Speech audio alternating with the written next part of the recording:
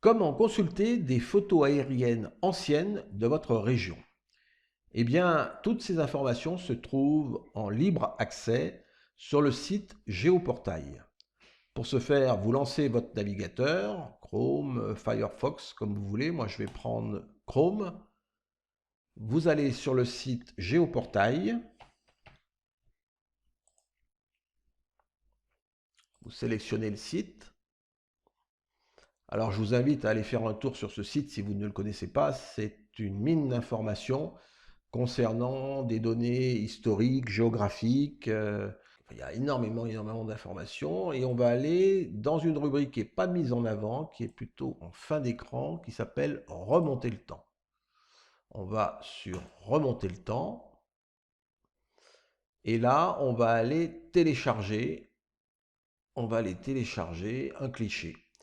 Alors, il y a 20 300 clichés pour toute la France qui commence à partir de 1919. On va aller sur un lieu, alors on va prendre Paris au hasard.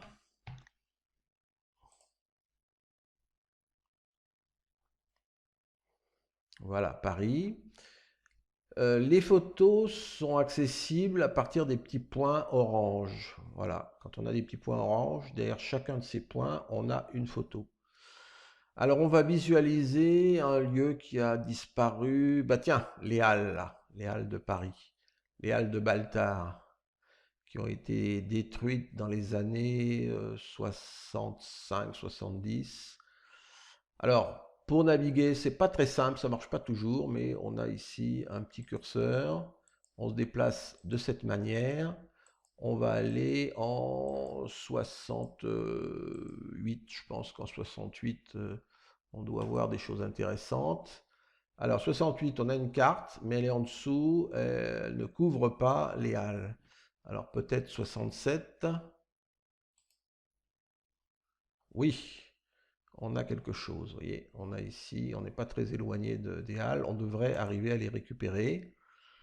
Alors, vu de très haute altitude, c'est en noir et blanc, voilà, on arrive à distinguer les halles. Alors, on peut commencer déjà à zoomer avec ce bouton. On voit qu'il y avait 2, 4, 6, 8, 10 pavillons Baltard, encore intacts, avec ici la bourse du commerce Saint-Eustache. Alors, bon, cette photo est intéressante, mais on va essayer d'en prendre une plus proche de nous. Tiens, par exemple, en couleur 71. 71, les halles sont là, il y a une photo, elle est bonne, on la prend, on va grossir. Ah, elle est intéressante celle-ci là, intéressante. Pourquoi? Parce que on voit que c'est le début de la destruction. Vous voyez, on a déjà 4 halles qui ont été détruites et les mois suivants, celles-ci vont être également détruites. Donc voilà comment on procède pour consulter partout en France en fonction d'un lieu et en fonction d'une date des vues aériennes en couleur ou en noir et blanc. L'étape numéro 2, elle est un petit peu plus technique. On va essayer de les récupérer sur notre PC. Vous voyez en haut à droite, téléchargement gratuit. Alors le téléchargement se fait ici. On attend que ça clignote plus, voilà. Et on va ramener ceci directement sur le bureau. On va l'appeler, on va l'appeler Paris. Paris, Halle. On a la date précise, hein, 7 septembre 71. Donc 71. Voilà. C'est une photo au format JP2. Ah, c'est quoi ce format? Les photos habituelles sont, alors je ferme, on n'en a plus besoin, sont en général des JPEG au format JPG. On clique dessus, la photo s'ouvre, pas de problème avec la visionneuse de Windows ou avec un outil standard livré avec votre PC. Celle-ci, par contre, si je clique dessus, vous voyez que la photo ne s'ouvre pas. En gros, le PC n'arrive pas à trouver l'application qui permette de lire ce format. On a beau aller déployer plus d'applications, j'ai à peu près tout essayé ce qu'on pouvait utiliser, même VLC, on n'y arrive pas. Donc, on ne va pas pouvoir la consulter. Alors, les étapes qui suivent sont un peu techniques, hein. Vous n'êtes pas obligé de le faire. Vous pouvez très bien consulter directement sur Géoportail les vues aériennes, mais si vous voulez à tout prix les récupérer et surtout les lire, voilà comment on va procéder. On va utiliser un logiciel gratuit qui s'appelle Irfan View. Ce logiciel, on le télécharge à partir du navigateur, on ouvre un onglet, on tape IRF, voilà, il arrive en deuxième position, Irfan View. On prend la première occurrence, puisque ça c'est le site officiel de l'éditeur.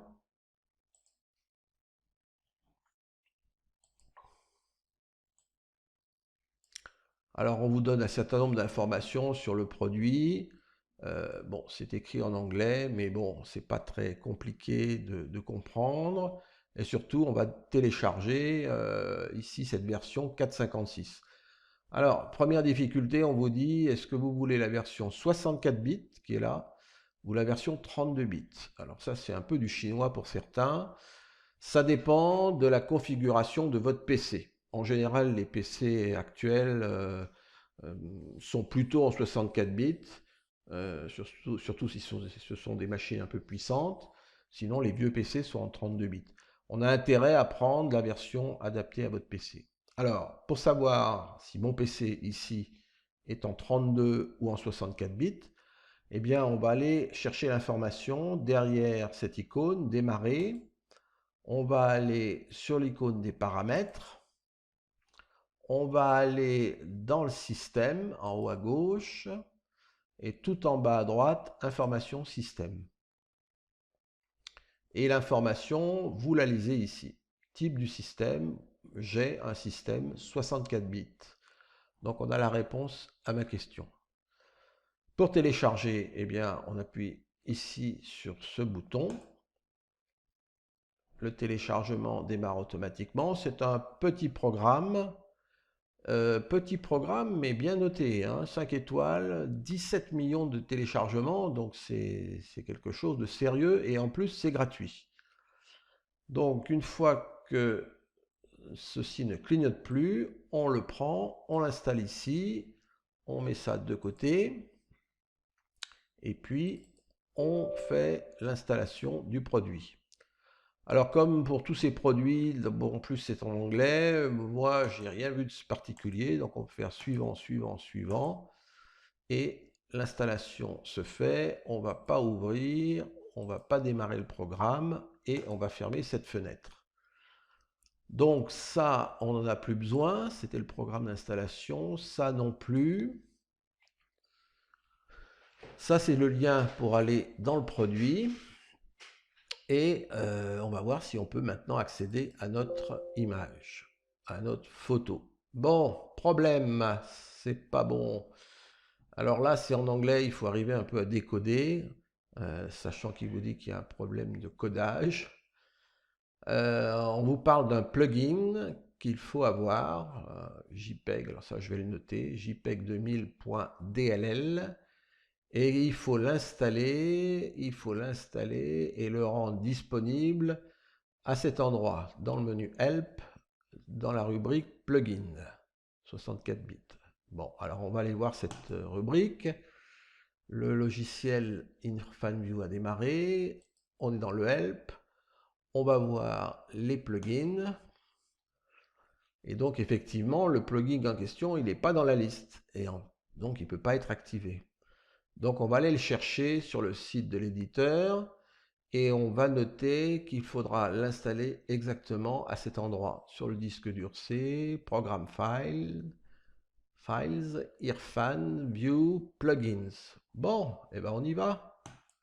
Donc on ferme ça pour l'instant, on revient sur le navigateur.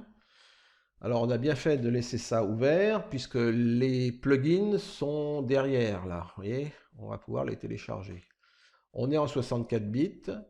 On a l'installation rapide, mais moi j'aime bien passer par les zips parce que c'est compressé, c'est rapide, on sait mieux ce qu'on fait.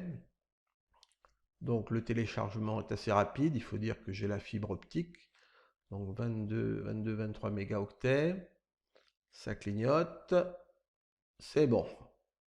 On ramène le fichier des plugins ici, de tous les plugins. Alors, on va l'ouvrir et on va prendre celui qui nous manque.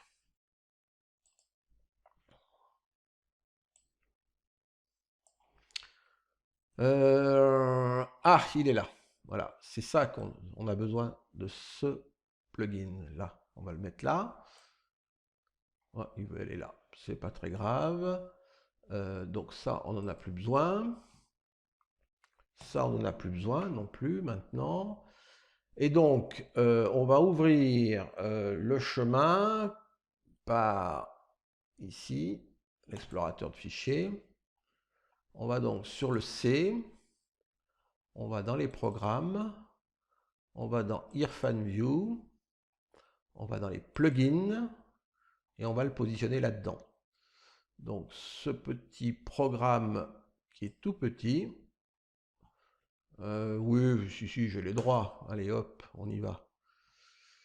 Ce programme est tout petit, cette petite extension, vous voyez, elle est rajoutée. Et là, normalement, ça va fonctionner si j'active, parce que de mémoire, ça se faisait en 2 temps. Donc, on retourne dans le Help, les plugins.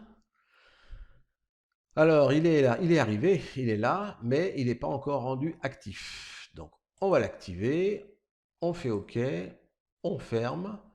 Et là, je pense qu'on est au bout de nos surprises.